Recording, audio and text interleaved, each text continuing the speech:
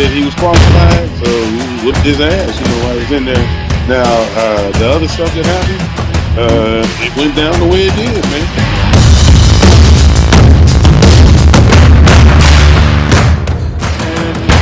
I would like to wish you all a brisk go fuck yourself. Yes, guys, this video is coming at you a little bit later than expected. This is my Monday Night Raw review. First of all, I just want to say thank you very much to everyone that's subscribed. If you haven't done so, it's your first time watching these videos, please subscribe. And if you do enjoy this video, hit the like button. Anyway, let's kick it off because we've got something to talk about. We got stuff. There is substance on this show, something to talk about in a new world title. But I'll get to that in a minute, because we kick it off with Cody Rhodes, the American Nightmare, in the ring. And of course, when we're doing an in-ring promo in the WWE, it's a basically formatted one. It's the same old shit every single time. A wrestler comes out to the ring, says a few lines, is interrupted, and then either a brawl or a match is made. And this one, Finn Balor, match is made later on in the night.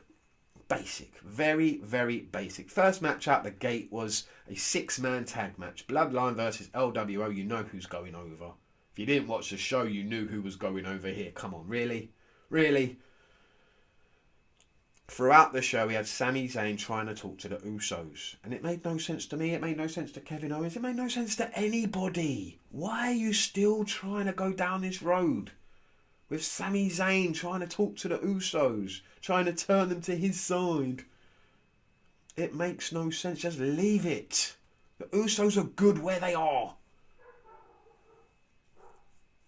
Trish Stratus was interviewed backstage. We found out there's no Becky Lynch again this week. What is going on with Becky Lynch? This is 2 weeks in a row now. She has not turned up for work.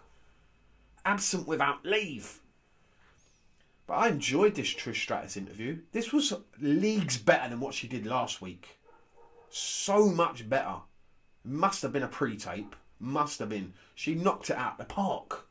Why we couldn't have had this last week, I do not know. Instead of that crap that she was doing in the ring. It was awful. But this was much better. Then we have a tag match that should have probably been on main event or NXT Level Up. Street Profits versus Cedric Alexander and Shelton Benjamin. Where the hell have they been? They still work for the company. Street Profits win, of course they do. Then we get the major announcements from Triple H that's going to rock the foundation of the WWE. Such a Vince McMahon line, that, isn't it? Anyway, he goes to talk about Roman Reigns being a great champion. Roman Reigns has done something that's never been done in this generation. We've never seen anyone hold a title for this long, and he's right. And then he goes on to say, well, he doesn't fight enough, he doesn't turn up enough, we want a champion who does. He unveils a new title, a world heavyweight title. A title that's not going to mean anything. A secondary title, because they can't figure out how to beat Roman Reigns or take one of the titles off of him. Instead, they just create another one. And people are saying the same stuff they said about the Universal title years ago. It's just a secondary belt that doesn't mean very much. And it's not going to mean anything. Not while Roman Reigns is a champion. Whoever gets that title is just going to feel like, oh, a secondary prize. You couldn't beat Roman, but here you go. I don't know. It's not for me. I don't like it. I don't like the design of the belt. I don't like the idea and the concept behind it. Maybe over a year or so, maybe they'll have some good matches, no doubt, but it will always be the secondary belt behind the Universal and the World Heavyweight Championship, or the WWE Championship, sorry.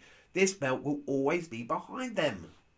Always. So the person, whoever's holding it, doesn't matter who it is, Seth Rollins, Cody Rhodes, Gunther, whoever it is, you will always be a secondary champion behind the tribal chief, Roman Reigns, without a doubt.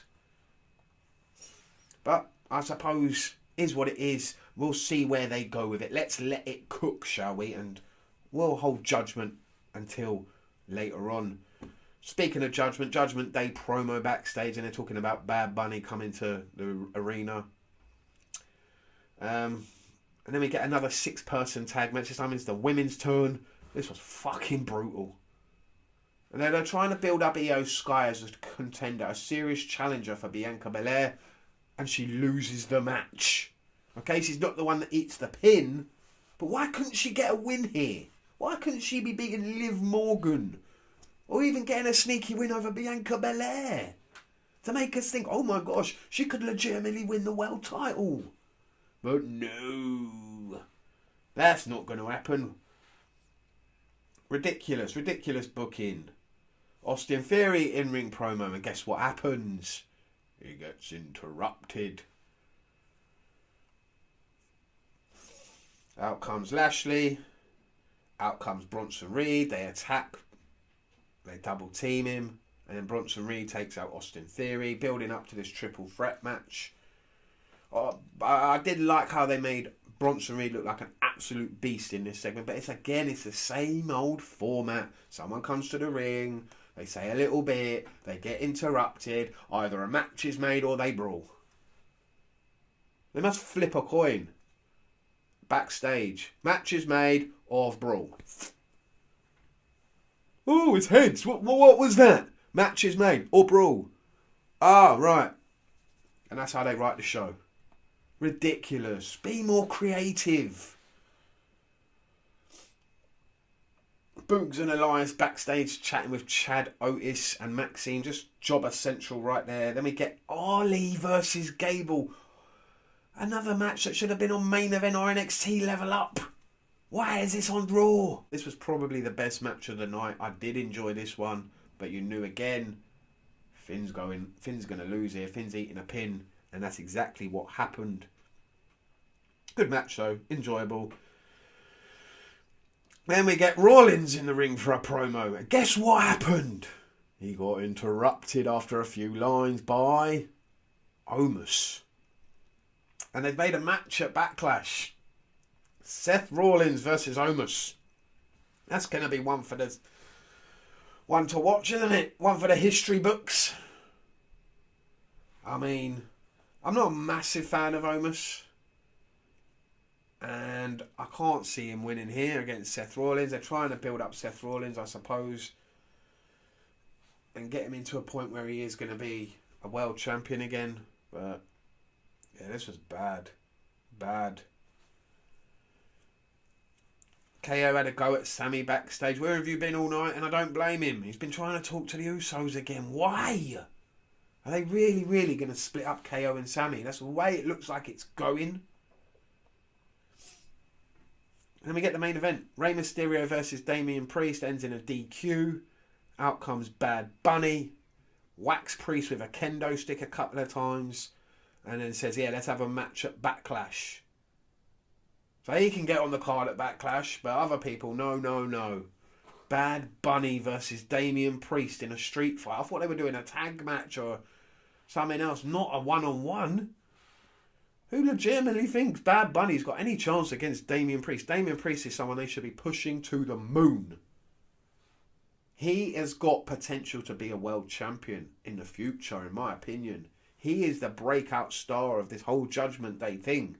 Yeah, people will say Rhea Ripley. People will say Dominic Mysterio has been brilliant. And they have, don't get me wrong. But for me, this is Damian Priest's year. Mark it. Clip this. This is Damian Priest's year. He is going to do big things this year. He'll win against Bad Bunny at Backlash. And he will go on. I want to see him win a title this year. I want to see him holding gold. I know he's been the US champion previously. But we forget about that now. I want to see him challenging for that gold belt. He is someone I think that could hold that belt and do well with that belt. Let me know what you think down below about this week's episode of Monday Night Raw. Do you agree with everything I've said? If you don't, let me know because I really want to know. Thank you very much for watching. This has been Grey Talks Wrestling and I'll see you next time. Stay safe, stay lucky. See you later.